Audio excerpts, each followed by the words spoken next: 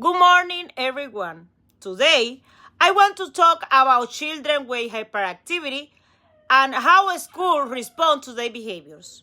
Many times, when a child gets out of the seat, interrupt the teacher, talks too much, or has trouble waiting, adults may quickly see that child has disgraceful or poorly behaved.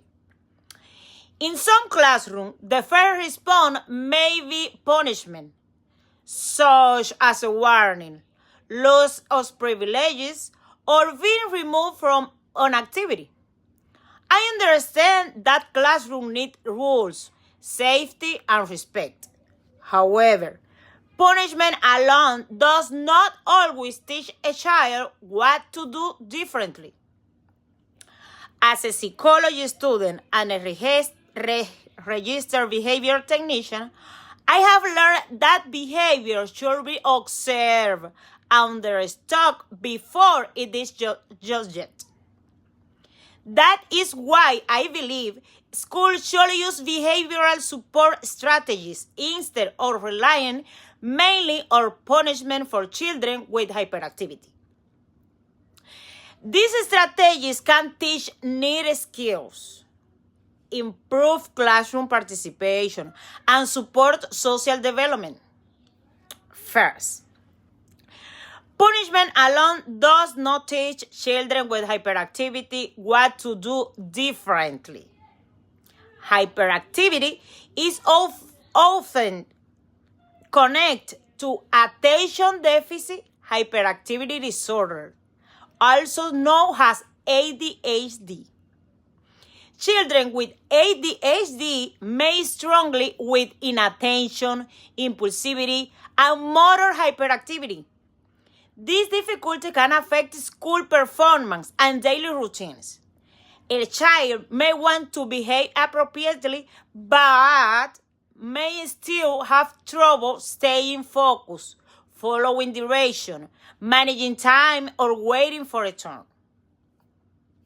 When adults only punish the behavior, the child may feel embraced, frustrated, or rejected. But that does not always help the child learn a better response. For example, if a child keeps leaving the seat, simply taking away recess may stop the behavior for a moment, but it does not teach the child how to ask for a movement break, how to stay engaged longer, or how to return the task. Discipline should not only be about stopping behavior. It should also help children learn replacement skills. Second, behavioral support strategies can help children learn appropriate classroom behaviors. Research on ADHD support behavioral treatment, behavioral classroom management, parent training, and peer intervention as important approach for children with ADHD. In the classroom, this can look simple but meaningful. A teacher can give short directions, use visual reminders, offer movement breaks, praise appropriate behavior, and use positive reinforcement when the child follows expectation. These strategies are helpful because they make expectation clearer. Instead of only telling a child what not to do, they show the child what to do. For example, instead of only saying, "Stop interrupting," a teacher can teach the child to raise a hand and wait for a signal, or use a quick remember card. Instead of only punish a child for moving too much, the teacher can include short movement opportunities and then reinforce the child for returning to the task. These supports do not excuse inappropriate behavior.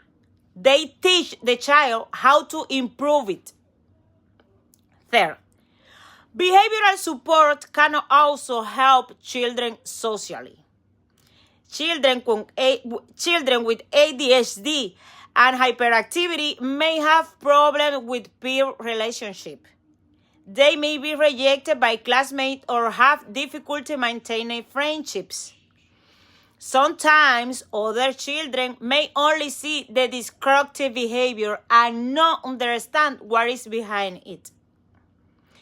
If a child is corrected or punished in front of the class again and again, classmates may start to label the child as a problem.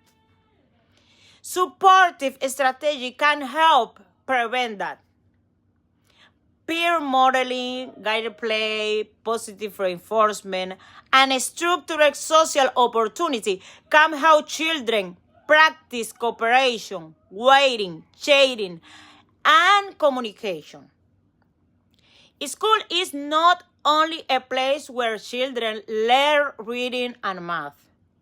It's also where they learn how to interact with others. If we want children with hyperactivity to succeed socially, we need to teach social skills, no mistakes.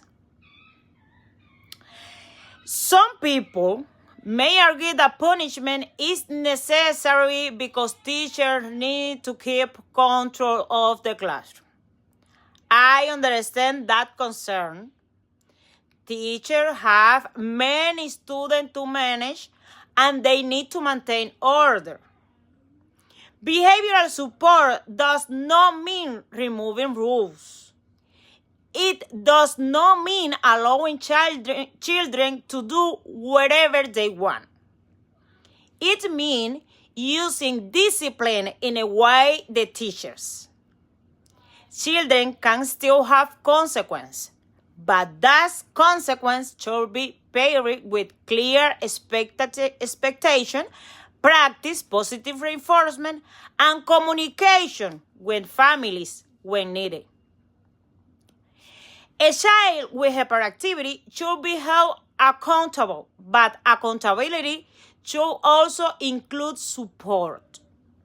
When schools respond only with punishment, they may miss an opportunity to understand that the child needs and to help the child build better skills. In conclusion, children with hyperactivity need more than consequence. They need structure, patience, and support. School should use behavioral support strategies instead of relying mainly on punishment, because these strategies help children build self-control, participate more successfully in class, and develop healthier peer relationships. My call to action is for teachers, families, and school professionals to work together. Children with hyperactivity should not be labeled as a bad or hopeless. They should be guided, supported, and taught. When a school combines clear rules with behavioral support, they create a classroom where children are held accountable, but also the tools they need to success. Thank you so much.